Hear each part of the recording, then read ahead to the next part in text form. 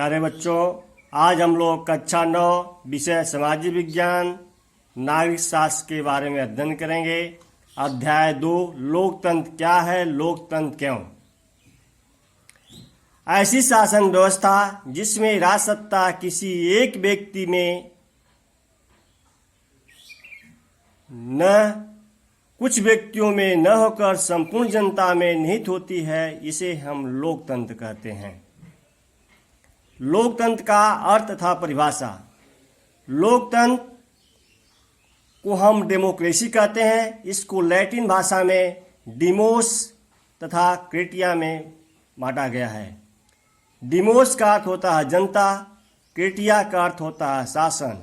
इसलिए लोकतंत्र का अर्थ होता है जनता का शासन। सीले के अनुसार लोकतंत्र उस सरकार को कहते हैं जिसमें हर व्यक्ति भागीदार होता है। डायसी के अनुसार शासन का वह रूप जिसमें शासक वर्ग संपूर्ण राष्ट्र के अपेक्षाकृत अधिकांश लोग होते हैं। लॉर्ड ब्राइस के अनुसार हेरोडोटस के समय ही लोकतंत्र का प्रयोग ऐसी शासन सरकार के लिए किया जाता रहा जिसमें राज्य की शासन शक्ति किसी वर्ग के हाथों में न होकर समाज के सभी सदस्यों के हाथ में निहित होती है।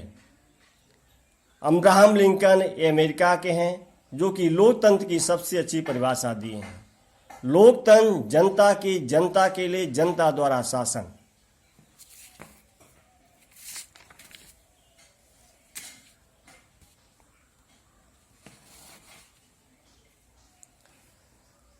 अब हम आएंगे लोकतंत्र के प्रकार। लोकतंत्र को हमने 2 भागों में बांटा है। नंबर 1 शुद्ध या प्रत्यक्ष लोकतंत्र, जिसमें जनता प्रत्यक्ष रूप से शासन में भाग लेती है। यह प्रत्यक्ष लोकतंत्र उसी जगह सफल होता है जहां की जनसंख्या बहुत कम होती है। दूसरा अप्रत्यक्ष या प्रतिनिधात्मक लोकतंत्र, जिसमें जनता अपने प्रतिनिधियों के माध्यम से शासन करती है। यह वहाँ सफल होता है जहाँ अधिक से अधिक जनता निवास करती है। अब हम आएंगे लोकतंत्र के गुण। नंबर 1 जनता की सरकार। जैसे आप लोग जानते हैं अब्राहम लिंकन की परिभाषा दी गई थी, जनता की सरकार। इतने बड़े लोकतंत्र में जनता द्वारा जो सरकार चुनी जाती है, जनता के हित के दृष्टिकोण से कार्य करती है, वह जनता की सरकार मानी जाती है। अगला पॉइंट है निरंकुशता का अभाव। लोकतंत्र में क्योंकि जनता द्वारा चुनी गई सरकार होती है, जनता के हित में शासन करती है, उसमें निरंकुशता का अभाव होता है। वह शासन जो है निरंकुश नहीं होता है। अगला पॉइंट स्वतंत्रता, समानता तथा भ्रातृत्वभाव। लोकतंत्र में स्वतंत्रता की रक्षा होती है। सभी व्यक्ति अपने स्वतंत्र रूप से शासन करते हैं और स्वतंत्र रूप से रहते हैं और किसी की स्वतंत्रता में अपनी स्वतंत्रता को बाधित नहीं करते हैं। समानता, समानों में समानता, समान रूप से लोग रहते हैं और समानता की भावना रखते हैं। भ्रातृत्व भाव, भाईचारे की भावना लोकतंत्र में निहित होती है। अगला पॉइंट व्यक्तित्व विकास। सभी व्यक्ति लोकतंत्र में रहते हुए अपने व्यक्तित्व का विकास करते हैं और मानवीय गुणों का भी विकास होता है, जिसके तहत मूल्यों का भी व्यक्ति का विकास होता है। अगला पॉइंट है जनहित या जन कल्याण।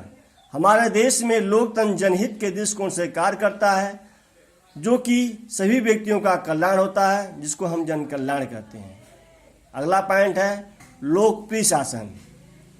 जब इतने बड़े लोकतंत्र में लोकतंत्र जनता के हित में शासन करेगा और जनता के दृष्टिकोण से काम करेगा तो लोकप्रिय शासन कहलाएगा। अगला पॉइंट है देशभक्ति की भावना। लोकतंत्र में जो सरकार लोकतंत्र के दृष्टिकोण से कार्य करती है, जनता का कल्याण होता है, उसमें देशभक्ति की भावना सभी के अंदर जागती है। जब इतने सभी गुण जो है व्यक्ति में निवास करते हैं। अगला गुण है राष्ट्रीय चरित्र का निर्माण। तो हमारे देश के राष्ट्रीय चरित्र का निर्माण होता है। इतने बड़े लोकतंत्र में लोकतंत्र अच्छाई के रहते हुए भी लोकतंत्र में कुछ दोष पाए गए हैं। जैसे टेलैंड के अनुसार लोकतंत्र को दुष्टों का कुलीन तंत्र कहा। पहला दोष गुणों की अपेक्षा संख्या पर बल देता है। इतने बड़े लोकतंत्र में सभी लोगों को मत देने का अधिकार बराबर होता है और सबके मत का मूल्य भी बराबर होता है, और गुण को न देख करके संख्या पर बल दिया जाता है।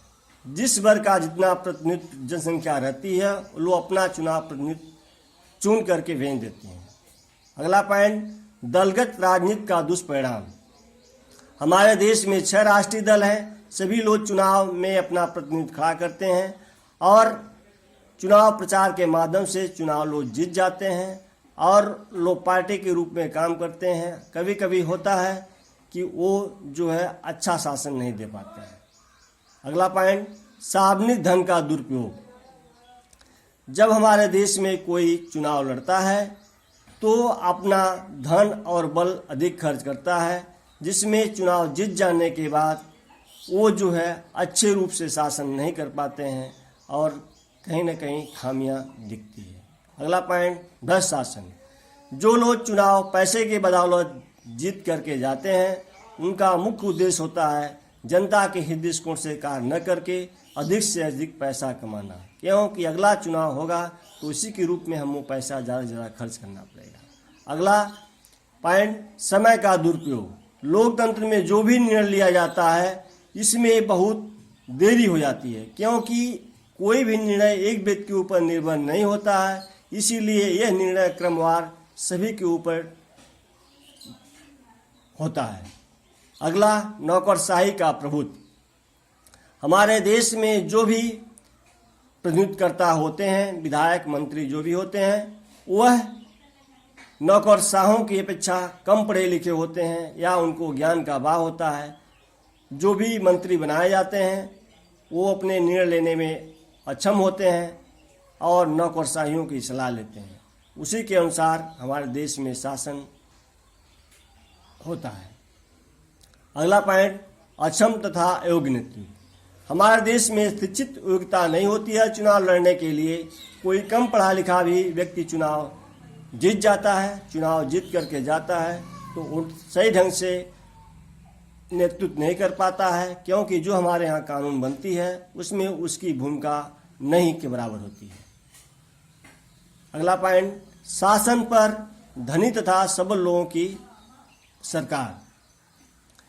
इतने बड़े लोकतंत्र में जो कि जिसके पास पैसा रहता है वही चुनाव लड़ता है, अपने धन बल से भी चुनाव जीत करके जाता है और गरीब वर्गों के लिए चुनाव लड़ना असंभव हो जाता है, तो धनी और सबल लोग ही चुनाव जीतते हैं।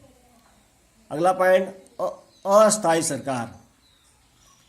क्योंकि इसमें निश्चित कार्यकाल नहीं लिखा गया है, केवल 5 साल कार्यकाल कहा जाता है। 5 साल के अंतर्गत भी चुनाव भंग हो जाता है तो भी चुनाव कराए जाते हैं। किसी भी समय चुनाव यदि पूर्ण बहुमत सरकार नहीं आती है तो मध्यवित्त चुनाव कराया जाता है। अगला पॉइंट, अनुत्तरदायी शासन। अनुत्तरदायी शासन का मतलब यह है कि कोई भी निर्णय जो लिया जाता है किसी एक व्यक्ति के ऊपर यह नहीं कहा जाता है कि ये कार्य गलत हुआ है, क्यों कि यह शासन क्रमवार निर्णय लिया जाता है, कोई एक व्यक्ति के ऊपर इसको गलत नहीं ठहराया जाता है। अब हम जानेंगे लोकतंत्र क्यों। अरस्तु ने लोकतंत्र को 3 भागों में बांटा है। नंबर 1 वेद का शासन, दूसरा है शासन। एक वेद के शासन में राजतंत्र कहलाता है तो उसका विकृत रूप धारण कर लेता है तानाशाही। फिर इससे हम आकर के दूसरा हम कुछ व्यक्तियों का शासन होता है कुलीन तंत्र, इसका विकृत रूप होता है धनिक तंत्र। एक कुलीन तंत्र जो है कुछ व्यक्तियों के हित की दृष्टि से शासन करते हैं, ये भी सही नहीं होता। अगला पॉइंट है बहुत से व्यक्ति का शासन, इसको हम लोकतंत्र कहते हैं, जिसमें आज भी पूरे विश्व में लोकतंत्र की मांग करते हैं। सबसे अच्छा शासन लोकतंत्र ही माना जा रहा है। हम आएंगे निष्कर्ष। अनेक व्यक्तियों द्वारा दोषों के बावजूद लोकतंत्र के महत्व को नकारा नहीं जा सकता। प्रत्येक देश अपने को लोकतांत्रिक कहता है, चाहे वहाँ शासन का कोई भी रूप क्यों न हो।